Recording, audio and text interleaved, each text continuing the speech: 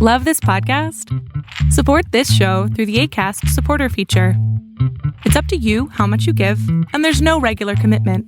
Just click the link in the show description to support now. You're locked in. Look at what we have here, folks. To the only show that matters. The cream of the crop. Duke loves wrestling. And there is no one that does it better than your host. I have come here to chew bubblegum and kick ass. The Duke. And I'm all out of bubblegum.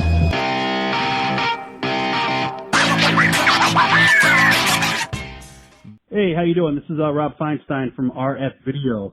And this time I'm on the hot seat being interviewed. I guess go ahead and take it away, and you could ask me whatever you want to ask. Yeah, you certainly are on the hot seat, Mr. Feinstein. Listen, first and foremost, I just want to say, from the bottom of my heart, honestly, thank you very much. You were the guy behind RF Video. You were the guy who created Ring of Honor Wrestling, the original Ring of Honor Wrestling. You were the guy who ECW trusted with all of their footage. You were doing the tapes and the eventual DVDs of some of their greatest moments in history. You literally are one of the most important pieces of the puzzle of modern day wrestling fandom. And from the bottom of my heart, on behalf of all the fans, I just want to thank you, Rob, seriously, for all you've done, man. Oh, thank you. I mean, I love the business. I have a huge passion for it. So if it wasn't for my passion and love of the business, I don't know what I'd be doing. You know what makes me scratch my head about you? You were such a young, you're still a young guy, but you were such a young guy 20 years ago. And yet you were the guy that they trusted to do a lot of that filming of the ECW stuff. How the hell did you even get involved in that? Well, it's a funny story. I first met Todd Gordon at a wrestling convention. This was in 92, and he bought a Ric Flair video off me, the best of Ric Flair, and he told me he was starting up a company called ECW in 1993. And I asked Todd, I said, Todd, can I come to the show and possibly set up my merchandise table there? Because I was just selling VHS tapes back in, I think, 91 and 92. And he invited me to the very first TV tapings, and Paul Heyman was at those tapings. And I knew Paul from going backstage at NWA shows, but I didn't know him personally. I just knew of him, and I met him a couple times backstage here and there, and I'd meet him at Joe Goodhart's luncheons. He would do these functions with meet and greets. So I didn't really have any relationship with Paul at the time, but I went and I did the very first TV taping at the ECW Arena for Todd, set up merchandise. Eddie Gilbert was the booker then. He was on his way out, and then Paulie took over. And when Paulie took over, I started, talking to him behind the scenes, and I got friendly with him, and that's how I built up pretty much my business relationship with Paul was all through the early days of 93 ECW. ECW was like the coolest cult going on at the time. I mean, legitimately, it was, if you were down with ECW, you would whisper it, and then suddenly the T-shirts started popping up, and then everyone was trading the tapes from RF Video.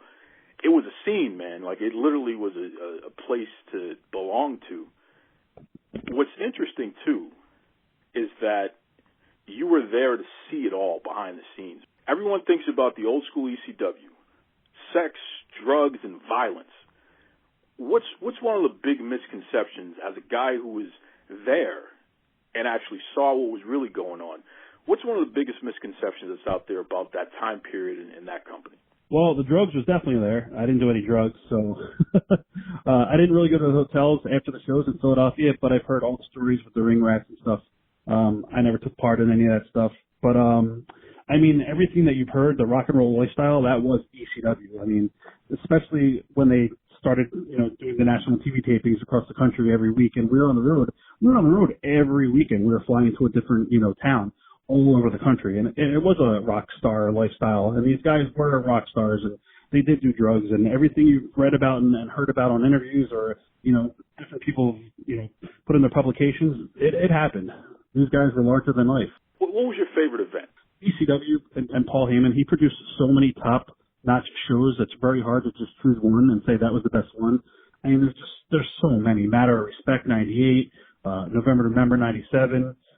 It's endless. Heat Wave 98. A lot of the shows were just over the top, and you watch them back today, and they still stand to the test of time. I think I got the respect from Paul and to trust me, being as young as I was back then, because he saw that I had a passion, and I probably reminded him, of himself with me, No doubt about it. No doubt about it. And again, because you're behind the scenes and you're seeing this movement get built from the ground up, so to speak, at least at the time, the modern day version of ECW, where it went from Eastern Championship Wrestling to Extreme Championship Wrestling, you were definitely taking some notes, man, that you were filing away, bring up later on when you started your own thing.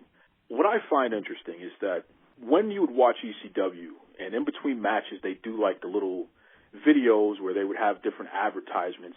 They started advertising RF video. They started telling people to actually go to this place in order to get all of your wrestling tapes and things of that nature. I had a couple stores in Philadelphia. I mean, I had 12 stores around the country: California, Texas, North Carolina, Boston, New York, the Mall of America in Minnesota. I had a store there. It's crazy looking back at it, but another reason, that we were probably on the TV for ECW is we were selling tickets out of our stores for the ECW events, and we would do appearances. I had Taz at my store. Of course, we had The Rock and Bam Bam Bigelow, RVD. Pretty much everybody that ever came through ECW did store appearances throughout the country at different one of my locations. But we also sold a lot of the wrestling merchandise for ECW out of the stores. And I was also running the official first ever Taz fan club. So we were running that for Taz as well through RF Video. That's just insane. Insane. Talk to me about the catalog, man, because, Rob, you had a catalog that rivaled the Bill Apter magazines. You know what I mean? Yeah. Like you just had people say it was like the Basically, it was the infamous $12 catalog, and I always would say it was 500 pages, but honestly, it was probably like 900 pages. It was every month we would come out with a catalog update, and we would update, and we would add maybe 30 to 50 new releases on VHS. And it composed of ECW commercial tapes from Japan, Smoky Mountain Wrestling, USWA, all the independents that we would film. I mean, we got our hands on everything and anything that we possibly get the rights to, we were selling. And, the catalog took a life of its own. It's the holy Bible of pro wrestling.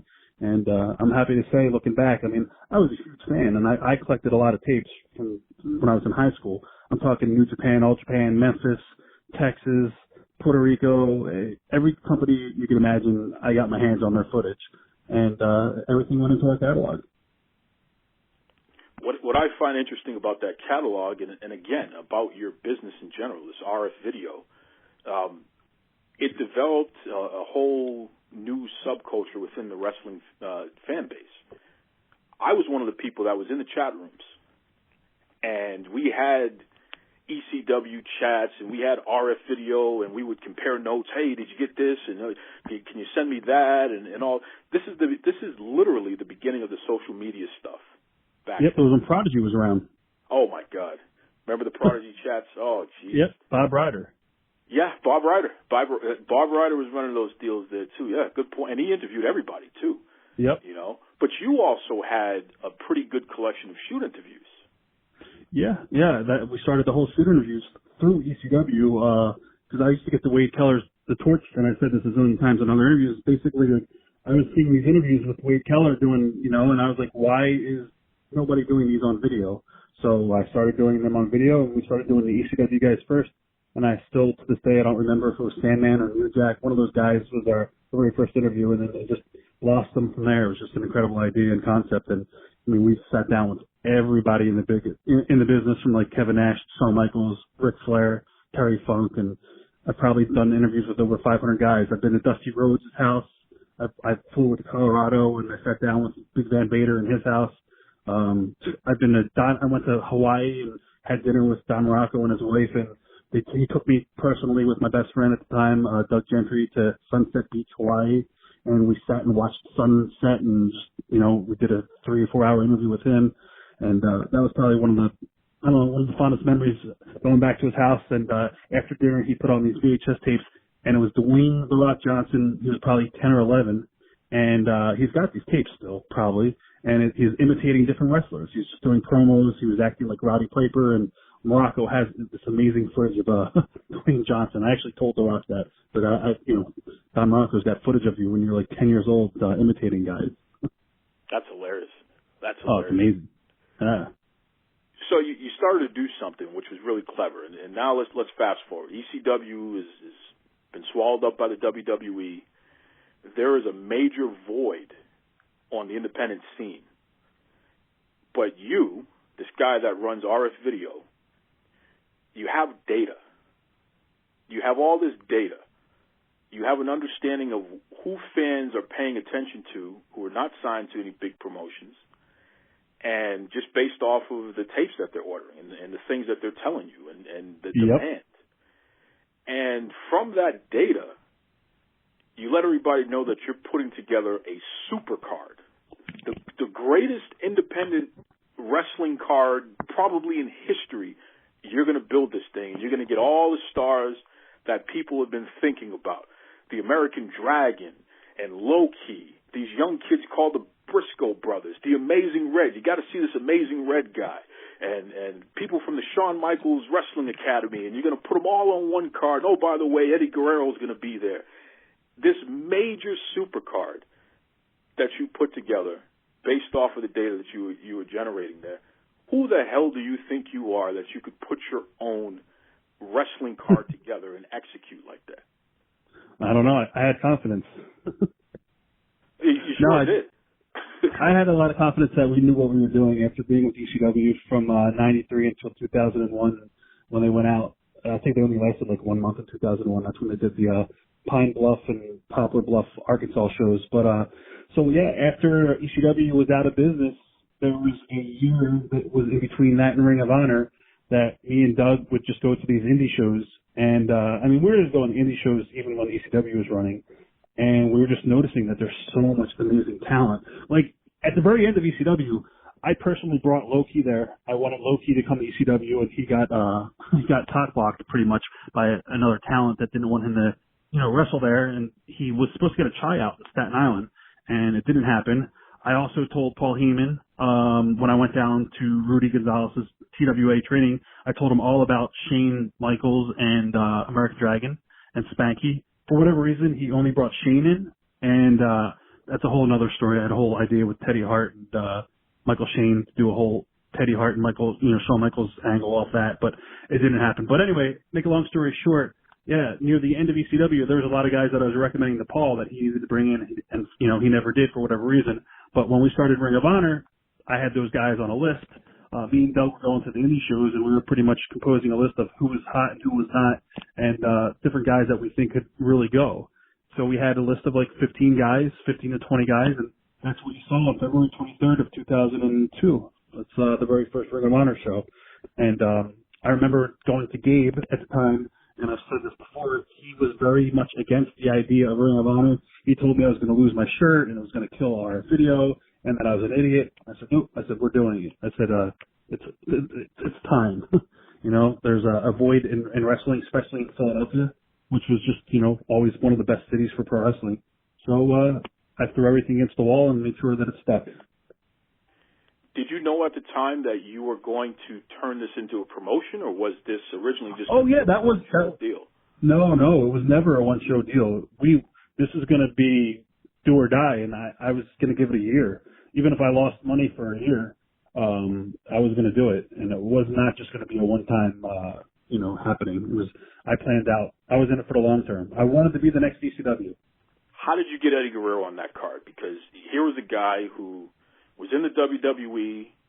He had I think he had a bad car accident, if I'm not mistaken. And Eddie, yeah, he came to our office. We did an interview with Eddie, and when we did the interview with Eddie, he was no longer with WWE. He was taking some time off. He had some issues with them.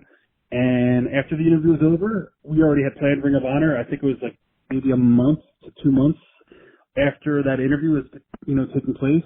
So I took him to lunch, nice steak lunch, and I proposed to him. I said, hey, I didn't propose marriage, but I proposed the idea of him coming into the company. I told him what my concept was going to be, and I told him that it was going to be everything that WWE was not. It was going to be more of a realistic style of professional wrestling that, I wanted to present wrestling as a sport like New Japan and All Japan, with a little mix of ECW, and he liked the entire concept. And I said, Eddie, I would love to have you on board.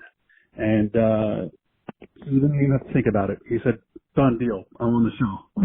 So that's how we got Eddie. And right before our show. I think he went back to the WWE because we had him twice for Ring of Honor.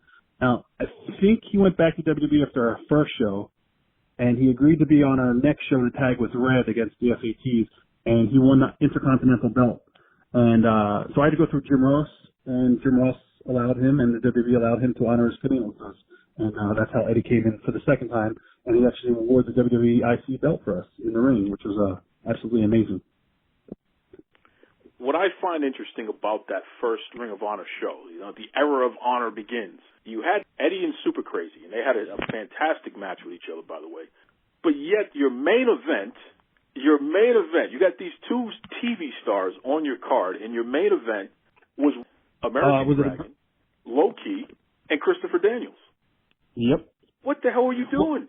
You put those guys on the main event, these indie guys that everyone was getting to know instead of your TV stars. It ended up being the best thing you could ever do. But what the hell were you thinking? Oh, well, Super Crazy and Eddie Griner were already established talents. Everybody already knew who they were, and we knew they weren't going to be on our shows in the long run. And we wanted to build guys, and we wanted to build a company around three of the hottest prospects in the world of professional wrestling, which was American Dragon, and it was Christopher Daniels at the time, and of course Low Key. So we wanted to showcase them, give them the platform to be the main event, so people would be talking about them at the end of the show, and not Super Crazy and Eddie, because no matter what, Eddie and Super Crazy were still going to be stars when that show ended, and we wanted to pretty much put those guys in the shining light and let them shine. And build those guys up as the future of Ring of Honor. And that's what we did, and that's why we put them in the main event.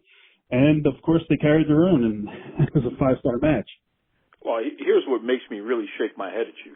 You look at a guy like Daniel Bryan, the American Dragon, a guy that you put in the main event of your very first show that you promoted. This guy is a future WWE Hall of Famer today.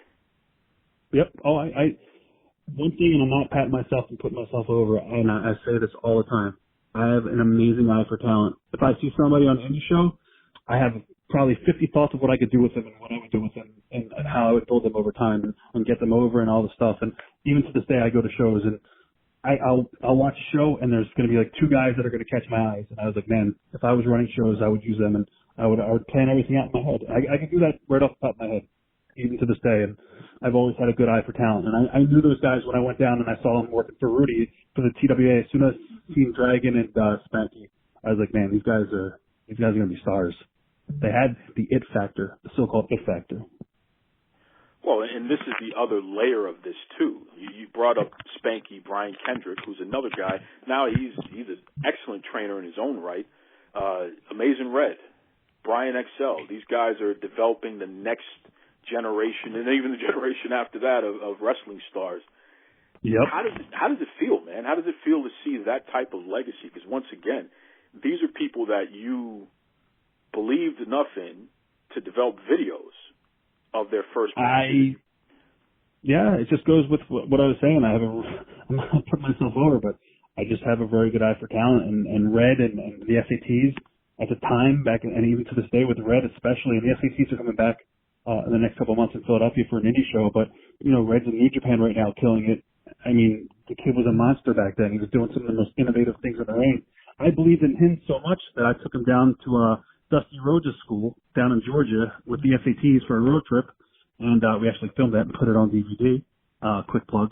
And I took those guys to Puerto Rico to get exposure. I brought them to Savio Vega because they ran TV down there.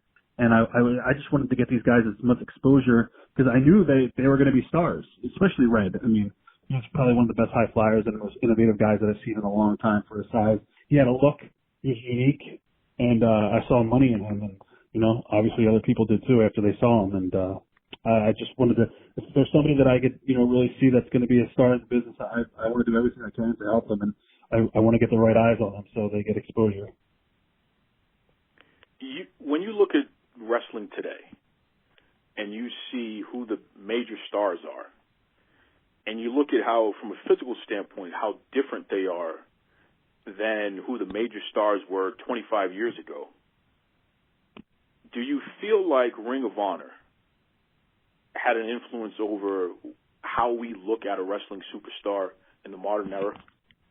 Oh, yeah, without a doubt. I mean, back in the day of the 80s and the 90s, everybody says it. It's so like cliche that, you know, it was a big man's territory, blah, blah, blah. And, how like the new guys, CM Punk and, you know, Bryan and all those guys are on top.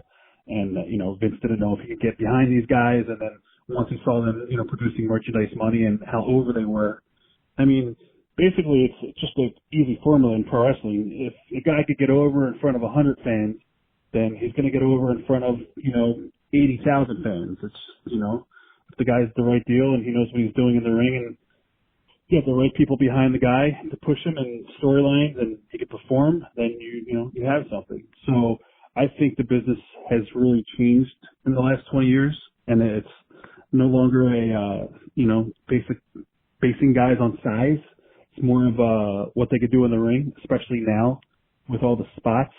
It's like, it's not much wrestling now. It's a lot of high spots and, not a lot of psychology. I mean, storytelling's still there some of the time for some of the companies, but the product is so different. So different. I mean, I honestly, I like the products in the 80s and the 90s better than today's product. And that's just my opinion. I mean, I give the guys credit for what they do in the ring, but it blends together. Everything just blends together, and a week or two later, I'll forget about it. When here in 2020, I could tell you, like, I could just list so many different shows and remember promos that stuck out.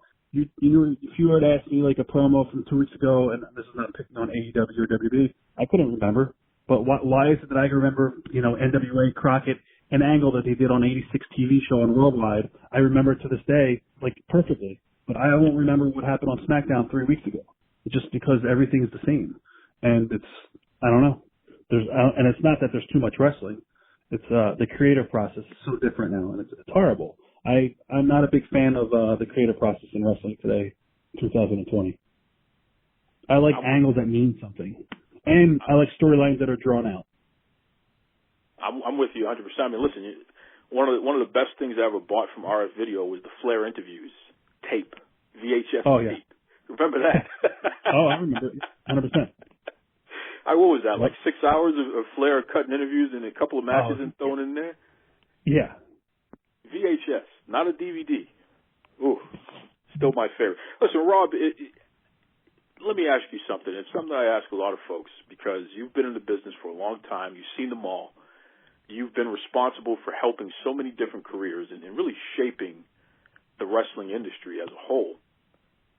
How do you want to be remembered? That's a good question. Just a guy that loves the business and pretty much a guy that would do anything for the wrestling business. And, I guess that's pretty much it. Tell everybody. There's a lot more that I could say, but go ahead. Well, there's a lot more you can say. That's why we got to bring you back some other time and give you a chance to complete that thought, because I'm sure. Oh, yeah, 100%. How can everybody reach you, Rob? And please, plug everything. Well, I'm on every social media. I'm on every social media platform you can think of. I'm on Twitter, Facebook, of course, Instagram. You just go to rfvideo.com, and the links are all on there under the Contact Us section. But we have 3 different websites. We have rfvideo.com, which is the basic website for all of our DVDs if you want to purchase DVDs and merchandise. Then we got our eBay store, and you can go to rfvideo.com. On the right-hand side of rfvideo.com, it's got the little link and the icon for our eBay store. Then we have rfvideonow.com, which is a VOD service that we have introduced about a year ago. And you go and watch all of our classic titles. You could, I think, digitally download them and you own them for life for like $9.99. And then we have a Pivot Share channel, which is the RF Video Vault. And again, all of this is linked on rfvideo.com. And you pay like, I think it's $9.99 a month, and you can watch a lot of our library, and we're always adding new content to it. So it's a pretty cool deal. And that's on rfvideo.com as well. And we also just Signed by Superstars. Totally forgot about that. Another website. Again, it's all linked on RF Video's main page. So it's basically if you're into collecting autographed merchandise and 8x10 posters and ring-worn outfits, you go to signedbysuperstars.com and check that out as well. And we are in the process in the next week. We're going to be launching something very, very big. And I do your next show, I can talk about it because nobody's really knows about it. So I don't want to let the cat out of the bag yet. But it's going to be something that we've been working on for about a year. And something that I'm very excited about launching with somebody else. It's going to be very interesting. You heard it here, folks. He's going to come back sometime and break the news. 100%. About this new venture here. This is awesome. Once again, Rob, we really appreciate you. Thank you, the man behind our video, the man behind Ring of Honor, the man that continues to be a strong talent scout and developer of the pro wrestling industry. Thank you. Thank you very much for having me. It was a pleasure. Thank you so much. If you want to understand what's happening today, take a look at what happened yesterday, right? What happened in the past to get us to this point? When I think about the pro wrestling industry and how it is no longer owned by the big man, I think about Ring of Honor, especially the early days of Ring of Honor. Here's a guy that was there behind the scenes when the whole ECW craze was happening at the height of that, right? He was the one who was recording the footage. Oh, man.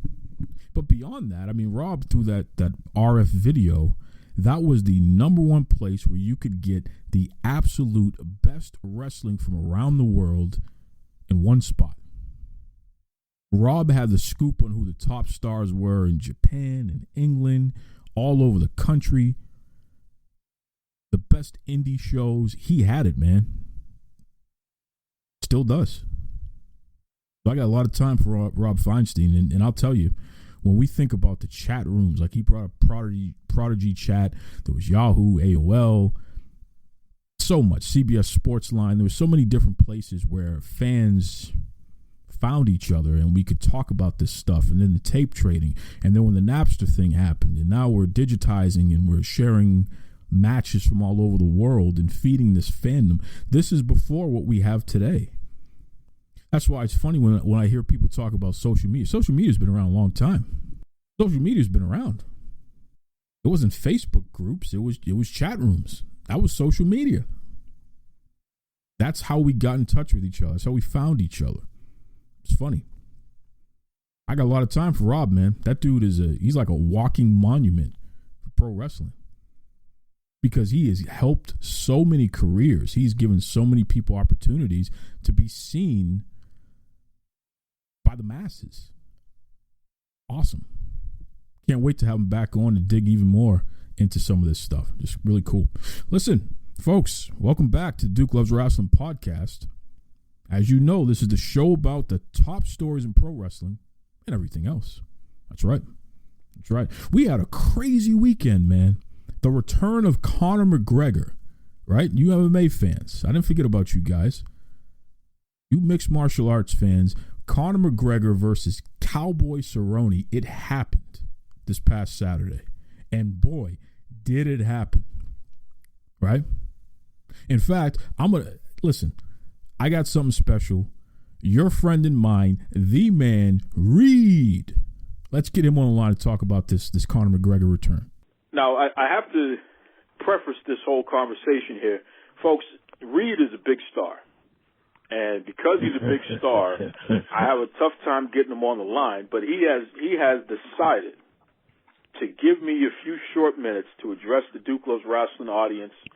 So without further ado, the man, the myth, the legend, okay, Mr. Television, Reed. Brother Duke, you are way too kind. I'm not near as big of a deal as you say, but I like hearing you say it. I noticed you didn't stop me, right? No. That's a grand introduction. Listen, Reed, what the hell just happened during that UFC card there, man? I mean, listen, I went to the restroom, and then I went to grab a beer, and I got my chips and my dip, and I'm like, yeah, we about to see at least a 3-round slugfest, and things are going to go down here. You got Cowboy Cerrone versus Conor McGregor, and this is Conor's comeback fight, and he's been on his best behavior and all this, so this should be good. You know, this is going to be a war. The damn match was over before it even started. Yeah, a lot of people are throwing shade at Cowboy. Oh, he's shop worn. He was a has-been. UFC gave Conor a gimme. You have to look at Cowboy's credentials, first of all. Most head kicks in UFC history. I believe most wins, maybe most fights. He's a tough, grizzled veteran. And I mean, he loves to fight, man, and he's a fan favorite. It just made sense from a money perspective. See, Conor, here's the problem with Conor. He's too ambitious for his own good. So, yeah, I'll go jump in the ring with no fights and fight 50-0 Floyd Mayweather with no boxing experience. And then after that, he takes a year off and he comes back. First fight out of the gate UFC is against freaking Khabib Nurmagomedov. So with this approach now, Dana's like, look, bro, we're gonna take this in steps. A wise man once said, how do you eat an elephant? You eat an elephant one bite at a time. Can't eat him all at once. Take this Cowboy fight. Cowboy on paper should have been competitive. I will say, when I heard him constantly say he was going to stand and strike with Conor, I myself said, okay, if he's really going to do that, and Cowboy ain't one of them dudes that's going to say he's going to zig left to really zig right and fool you. He's always kind of a man of his word. When I knew he planned on standing and trading with Conor, I was like, yeah, he ain't going to last 2 rounds, man. Which makes it that much more shocking to me that this shit lasted 40 seconds, dude. 40 damn. Like you said you went to the bathroom, got a beer, and then you hear, oh, in the crowd. And it was over. Like a Tyson fight or some shit from back in the 90s. Did you expect it to go as quickly as it did? Because that was just, it was not competitive. It was just a straight butt whooping through and through. No, and to be specific, it was clinical. The shoulder strikes, I mean, I've seen shoulder strikes before. They're not common. They're kind of like foot stomps in the octagon. You don't see them a lot. But I've never personally seen better usage of a shoulder strike than what Conor used against Cowboy. It was either he shoulder striked him 3 times. I believe the second strike is what busted up Cowboy's nose, had his eyes all puffy and shit and watery. I mean, it was masterful. And with him being a taller guy, Cowboy being taller than Conor, if Conor stays at 170, pretty much everybody he fights will be taller than him. And a lot of them like to grapple. Well, those shoulder strikes said, okay, go ahead, come clinch me and see how these shoulder strikes feel. Very masterful approach and attack. It immediately distracted Cowboy, then left leg kick to the head of UFC's head kick champion. Ground and pound, it's a wrap, man. It was, all things considered, no one thought Cowboy would win. But no one thought Conor would get him out of there in 40 seconds either. I'm a happy medium type of guy when it comes to that. Explain to everybody what you mean by shoulder strikes, because literally I know that for anyone who didn't see the fight or doesn't really understand the game, they're going to miss that. And this is such a key component to the entire match. What is a shoulder strike and how did that factor into the match? So, the bell rings. Conor tried to catch him early. Believe he threw a punch, and he ended up, Cowboy ducked, and Conor's thigh kind of hit Cowboy in the shoulder. Right then, Cowboy grabbed Conor to try to control him. He's the bigger, stronger guy. Very natural move to do. In the process, once Cowboy is holding Conor and he's standing with him, the tendency, you're going to put your head either on your opponent's right shoulder or left shoulder. It's just, you're not going to sit there and just look him in his eyes. You want your head out of the way, so you're going to pick right or left shoulder. Cowboy chose Conor's left shoulder. He's like 2.5, 3 inches taller than Conor also. So then what Conor did, he would dip a little bit, dip 1 or 2 inches low, and then bam, he used his left shoulder and feel your own shoulder, feel that bone there, and recognize Conor probably had 4% body fat in the cage that night. So he literally rammed his left shoulder into Cowboy's face and nose, as the case would be, 3 different times. The second time, you could see his nose just explode. It's a legal shot. I mean, in MMA, you can strike with the shoulders, I believe with the palms. I know you can punch, you can kick, you can elbow. Can't do 12 to 6 elbows, but you can do back spinning elbows or side elbows. It's just not commonly used. Certainly not in a fight that I've seen this big, and certainly not as effectively as I saw with Conor. That was the story of the fight to me. And like I said, it's going to give any taller opponent of his something to very much be concerned with moving down the road. Absolutely.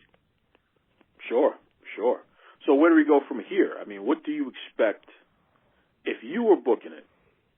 what's the next fight that Conor needs to take? Because at this point now, I mean, what are they? They did like over $2 million or something crazy like that on the pay-per-view buys.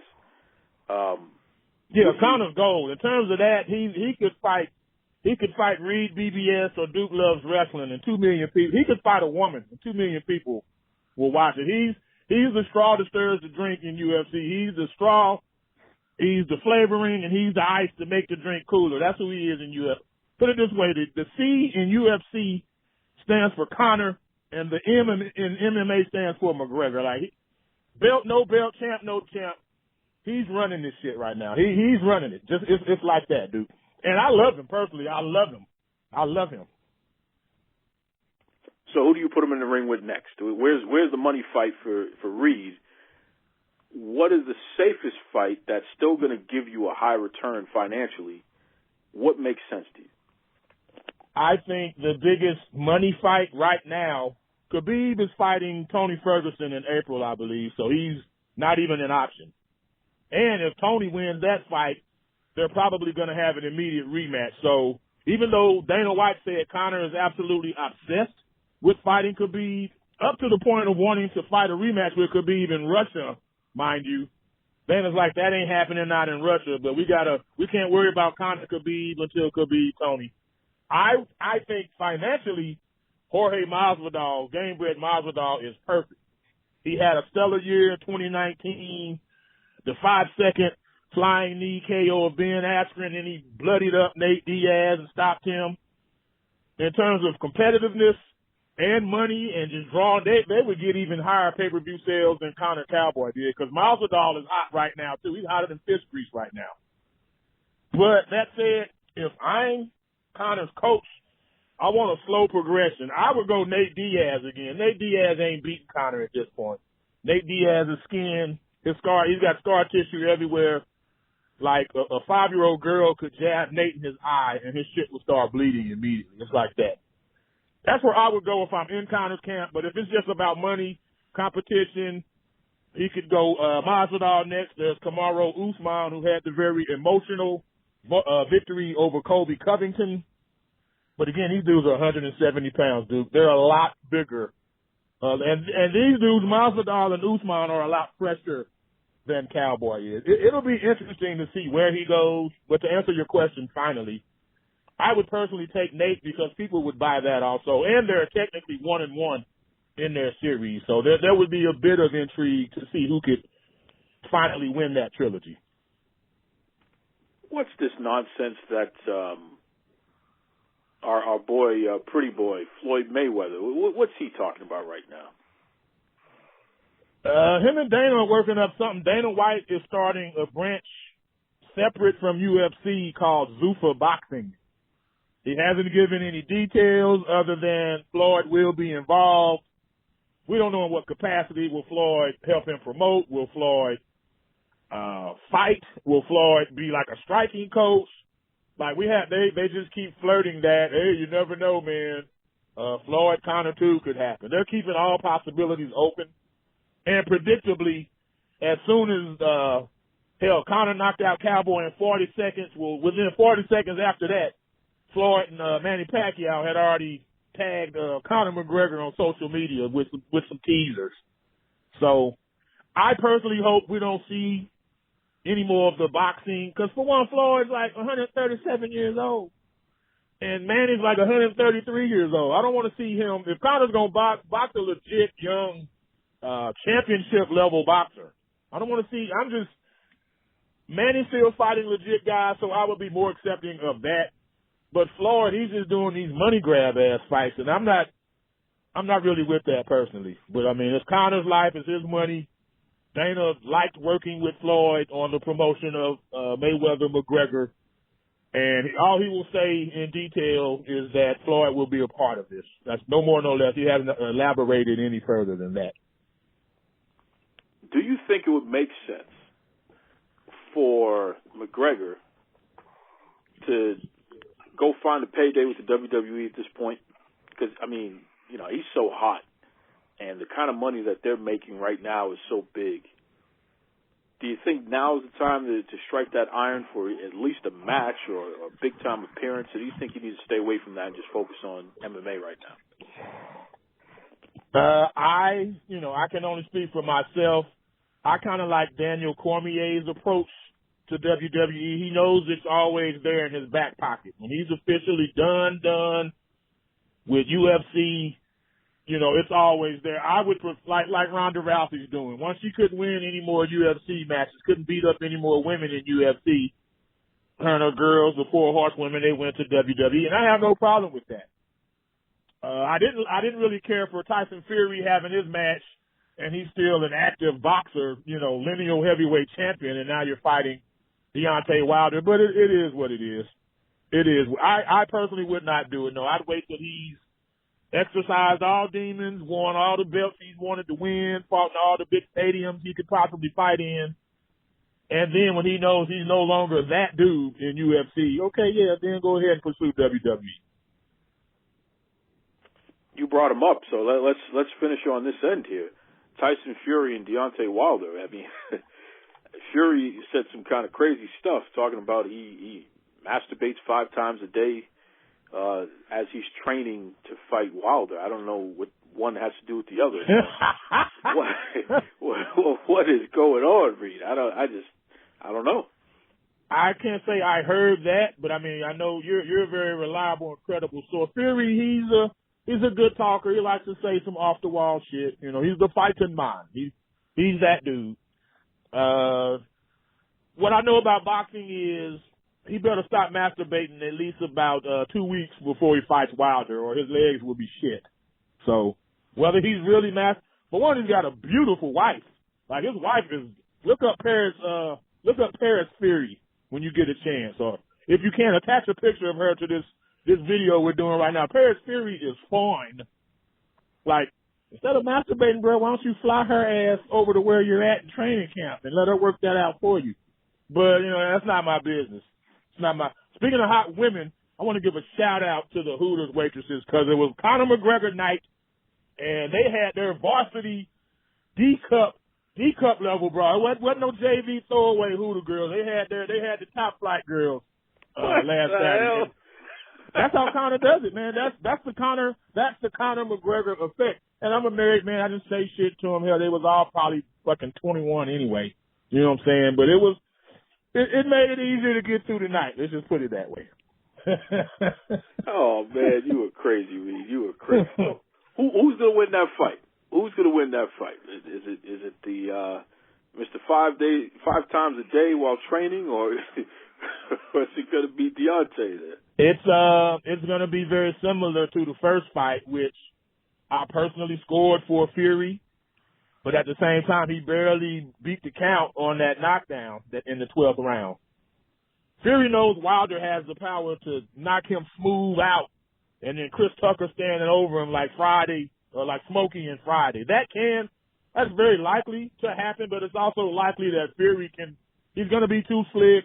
He's going to have better defense. So I can't give a prediction just yet till I see the weights and get some backstories in the training camps. I'll give you a definitive prediction before the fight, which I believe is February 22nd. But right now, I will tell you, it'll play out almost exactly like the first one. Fury will win more rounds, but whenever Wilder makes contact, he's going to noticeably hurt and or drop and or possibly KO Fury for sure. It's worth watching for sure. Yeah, I mean, that first fight was such a entertaining fight to watch, and it went the distance, so it was entertaining as hell. So I can't wait. Here's the beauty of that fight. For the first time ever, we have Fox Sports and ESPN doing a joint pay-per-view venture. This has never happened. This is unprecedented. But the fight is that big. There's that much money at stake that both of these entities are putting their competitiveness aside, and they're like, yeah, there's enough money for both sides to be happy here, which means it's gonna go through the roof, dude. Go through the roof. And Reed, you predicted that. I mean, there were a lot of folks who said that it would never happen again because Fury had signed that big deal with ESPN, right? ESPN. Right. You were on the show as soon as he signed that deal, and you said it right then and there. You said that, yeah, it's going to happen. it has to happen. Right, it just delayed it. I wish it had been an immediate rematch. I believe Fury's had 3 fights since then, but now we're getting it. And 3 fights and a wrestling match, to be honest. But then we get it February 22nd. So at this point, I don't care about the last 3 fights. You know, the fight I want to see is about to happen. So all that having to wait stuff is irrelevant to me at this point. Good call. Good call. Listen, Reed, if folks want to reach out, they want to check out your podcast, the whole 9 yards, go ahead, plug away, man. Plug away. Search for Reed BBS on YouTube. Reed BBS Television. I do several podcasts a week, mostly about boxing, but also about mixed martial arts. Ironically, I'm dropping a Connor Cowboy podcast tonight. It might even already be up because I actually hit send on it, so it might even be up as we're speaking. But yeah, check me out, man. You won't be disappointed. I have a kind of off-kilter but harmless sense of humor. I'm not a creepy old dude, but I like to look at the menu from time to time, if you know what I'm saying. And yeah, I know my shit about combat sports. At the end of the day, I know my shit. I won't tell you nothing. If I don't know something, I say I don't know it. But please check me out. You won't be disappointed. And you know that's really the beauty of you, Reed, and definitely have appreciated having you on the show over the past few years because, just like you said, if there's something you don't know, you're the first one to admit it. I don't know that. You're going to have to give me some more information about that, or I'm going to defer to you on that. But everything else, the stuff that you do know, you sure as hell know it. So, well, I own it. And the thing is, especially these days, everyone's looking to say, aha, you were wrong. So it's better to say, bro, I just don't know, than to run with some erroneous information because someone is dying to call you out on your platform. So, yeah, you got to be careful with that, sure. Always fun to talk to my man Reed. What a great dude. What a great dude. Just knows his stuff, doesn't pull any punches. You know it'd be funny? And I was thinking about this the other day. Can you imagine if Reed and Brad Shepard recorded talking to each other about anything? How crazy would that be?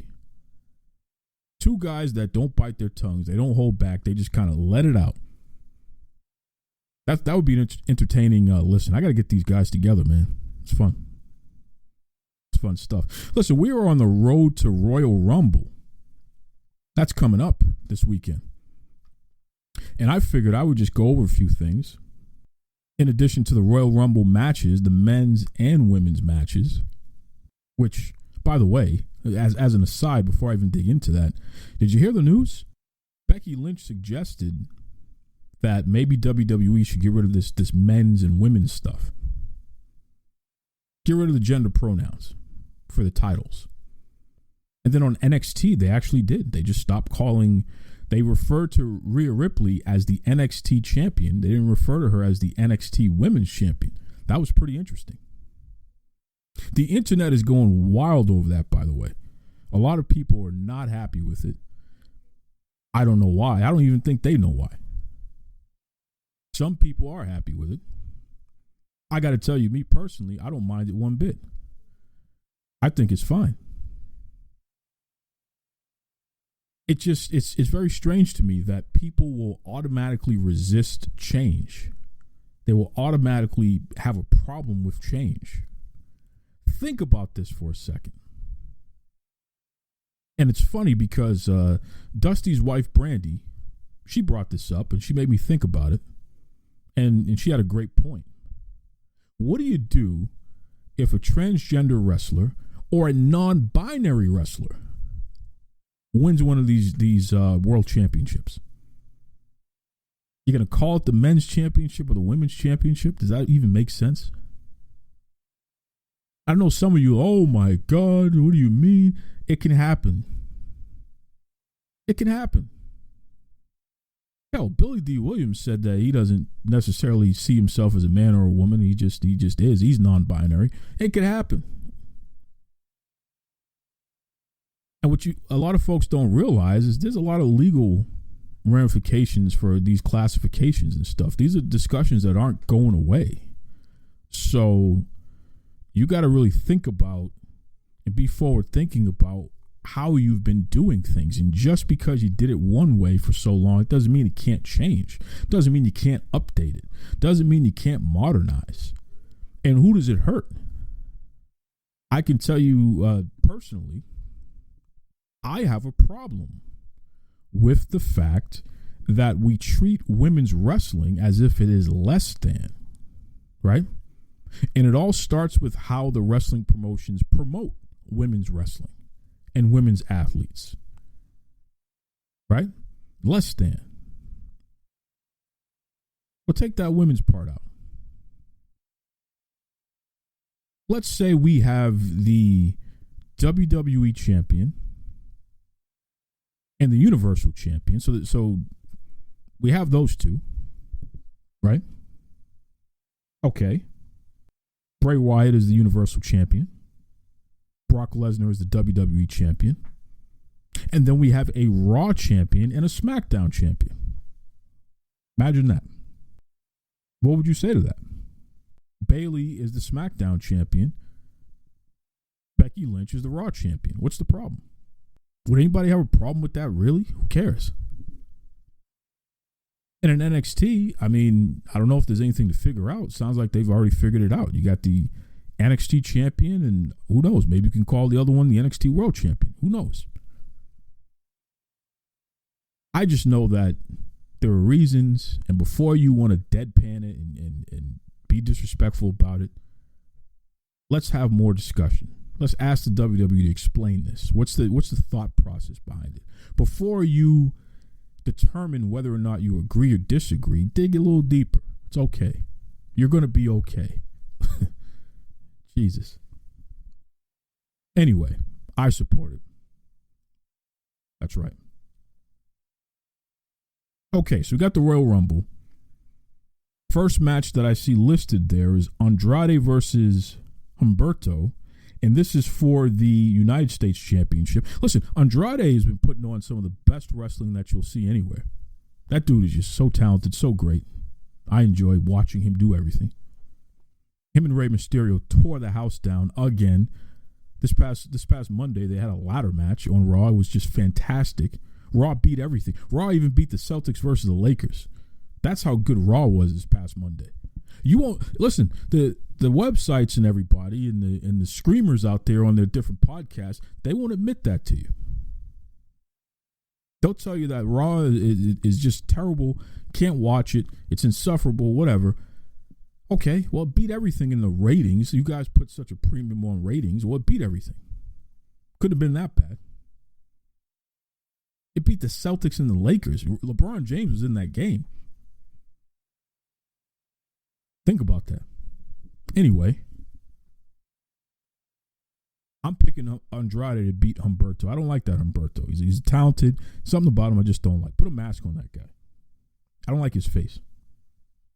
I don't know if it's because he's being pushed as a babyface and I can see that he's really a heel. Handsome guy, but just kind of something about him that just doesn't sit right with me. I'm going Andrade all the way. Next up, we have the SmackDown women, the SmackDown champion. No more of this women's stuff. I'm not going to say that. SmackDown champion Bayley. She's taking on Lacey Evans. Somehow, some way, they flip Lacey into a babyface. And let me tell you something. Lacey Evans is not a babyface.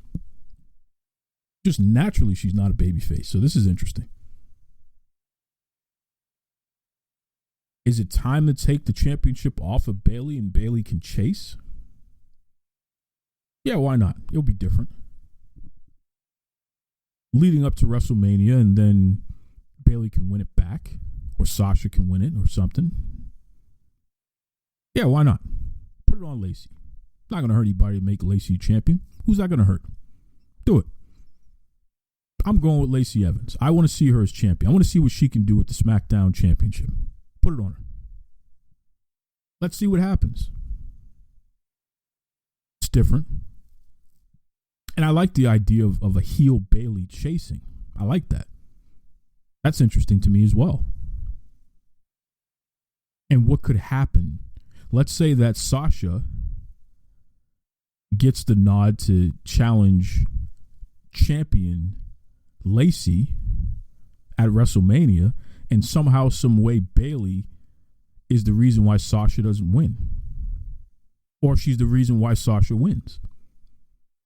You can set up the program between those two at any point, which I hope we're leading to that, because that's probably the best women's match you can put on outside of Charlotte being involved in it. Probably is. That's another story. Shout out to the Four Horsewomen. We got Shorty G versus Sheamus. We already know where this is going. Sheamus is going to destroy Shorty G. It just is what it is. Roman Reigns versus King Corbin. I hope King Corbin beats the daylights out of Roman Reigns. It's a fall count anywhere match. Whatever. Come on, Corbin. Take him out. Becky Lynch versus Asuka for the Raw Championship. I'm going with Asuka all the way. That's my girl. The Fiend versus Daniel Bryan. And this is a strap match for the Universal Championship. It's not time to take the belt off of the Fiend. I don't think so. I worry about Daniel Bryan in this situation because he doesn't wear a shirt or anything. So you're going to see those marks. You're going to see those welts. You're going to see it all over his body, man. It's going to be a long night. He's going to need a lot of Epsom salt after that. Then we have the Women's Royal Rumble match and then the Men's Royal Rumble match. Now, for the first one, Charlotte Flair, Alexa Bliss, Nikki Cross, Sarah Logan, and Natty, they've all declared. That's 5 people. There are 30 spots. So 25 more people have to declare for the first Rumble match of the night. On the other side, you got Brock Lesnar, who's a champion, by the way, WWE champion. AJ Styles, Eric Rowan, Randy Orton, Rey Mysterio, Ricochet, who got kicked in a ding-ding by Brock Lesnar, and Drew McIntyre. From Raw, those guys are going to be in the match there. Roman Reigns as well. He's going to be in the match, although I think Roman is a SmackDown guy. Elias, King Corbin, Otis, Dolph Ziggler, Tucker, they're all in the Royal Rumble. Rusev, Bobby Lashley, Aleister Black, Buddy Murphy, Braun Strowman, Shinsuke Nakamura, Seth Rollins, Kevin Owens, Samoa Joe, Kofi Kingston, Big E, R-Truth. Those are all the people who've been announced for the Royal Rumble match, second one of the night, and that's 25 people, so there's 5 left. And it brings up an interesting point that Brad Shepard, he and his co-host were talking about on the Oh You Didn't Know podcast there. Interesting listen, because those guys, they just, ooh. Now, Brad Shepard, he's a firecracker, man. You're going to find yourself either agreeing or disagreeing with him. There's no in between. But he brought up a good point. There's only 5 slots left, and there are no NXT people in this match for the Royal Rumble. At least one of those matches, the men. You got to ask yourself, well, what the hell's going to happen here? And how do we say that NXT is not developmental and that it's main roster like the other 2 shows if they're only going to have potentially 5 men from their roster in this match? That was a good point. I don't have anything to add to that. It's a good point. I guess you can't look at NXT as quote unquote the main roster. They're getting there, but they ain't there yet. And I'm still not sure that the NXT people even make as much money as the people on Raw or SmackDown. So there's that too. You're not equal if you're not getting similar pay, if you're not on the similar pay scale. You're not equal. Sure, there's experience and job performance and things like that that affect why you would get paid more than somebody else, of course. But on the basic level, whoever gets brought in, on the basic level, on the bottom, the lowest person on the totem pole on that brand should be getting paid comparable to the lowest person on the totem pole on the other brands. If it's equal. Clearly it's not. So that's interesting. But overall, I think it's going to be a fun show. Royal Rumble. I'm looking forward to it. Another show I'm looking forward to is, NWA. They have a pay-per-view coming up. In fact, it's going to be Friday. I don't know if a lot of folks even realize that. Because, traditionally, we're just not used to Friday pay-per-views. But NWA Hard Times. And I'm going to tell you right now, the match that I care the most about, the one that I want to see the most, Thunder Rosa versus Allison Kay. That's going to be a fun match. And I'm hoping that Thunder Rosa walks out of there with some NWA gold around her waist. I would love to see that. I think that she is just fantastic, having a great couple of years. Not just a year, a couple of years. She's kicked it up a notch, man. Traveling all over the world, winning titles, beating people up. That's what she does. It's great. So that's the match I'm looking forward to see. There's a lot going on in that card, and no disrespect to it, but the match that I want to see is Allison Kay and Thunder Rosa. I want to see them tear the house down, and I'm sure they will. I'm sure they will.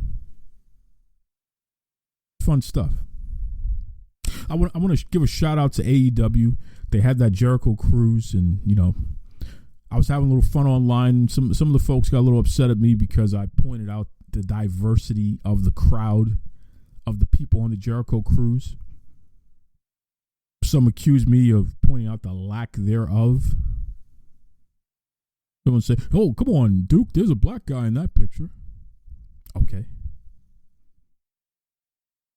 It's like, I don't know, hundreds of people in the picture, and it's like, where's Waldo? Oh, I found a black guy. Good for you. Look, it is what it is, folks, right? Whoever the AEW fan base is, they are a demographic.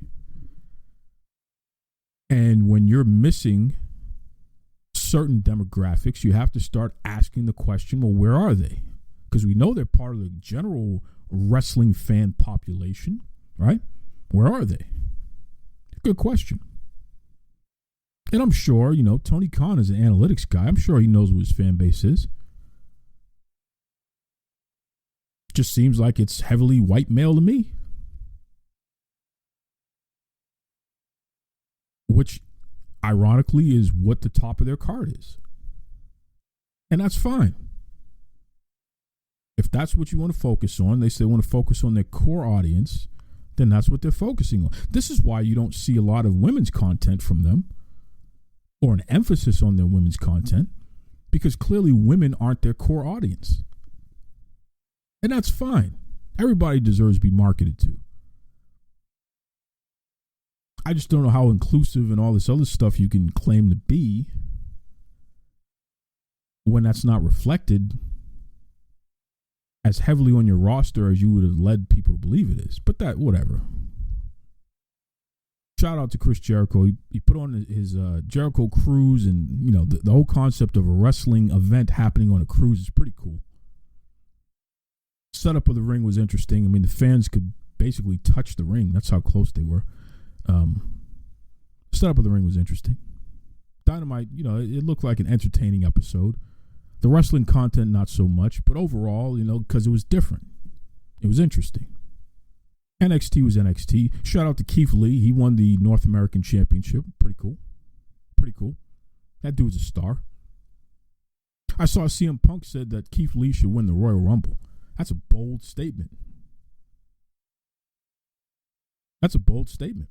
It would be interesting if that happened. I don't think it's going to happen, because what are you saying to the rest of the roster when this guy gets to leapfrog everybody? I don't know about that. I think Keith Lee needs some more time in NXT. Prove that you can be a star of that before we start having you win Royal Rumbles. I don't know about that. Punk. But Punk is, Punk is Punk. Punk was never the guy that the mainstream was going to choose to lead anything. Punk had to walk into the room and grab the flag. No one was going to give it to him. So I can understand you see those qualities in certain other people. Keith Lee. It's cool. It's, we have so much to be appreciative of in the wrestling industry. And again, we're on the road to WrestleMania right now, and everybody's affected by WrestleMania. We know this. All your favorite indies go down to wherever WrestleMania is, and they get to eat off of this mega event that the WWE's created because they run their shows throughout the whole week.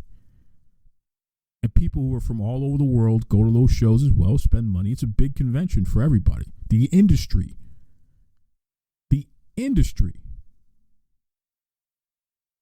survives off of WrestleMania, or at least thrives off of WrestleMania. And we're getting to that point. It's coming up a couple months. It's a great time, man. Great time to be a wrestling fan. And I want to I'm putting that out there because I just want to remind everybody, we don't have to agree on everything that we talk about, right? We don't have to agree. But it would be nice if we would be just a little bit more respectful toward each other. And who knows, I may be asking too much. But some of the stuff that I see, some of the things that I see people say to each other, hey, some of the things that some people say to me. And I'm a guy, I'll never cuss you. I'm not going to cuss you. I'm not going to carry on with you. In fact, I'll be very respectful to you.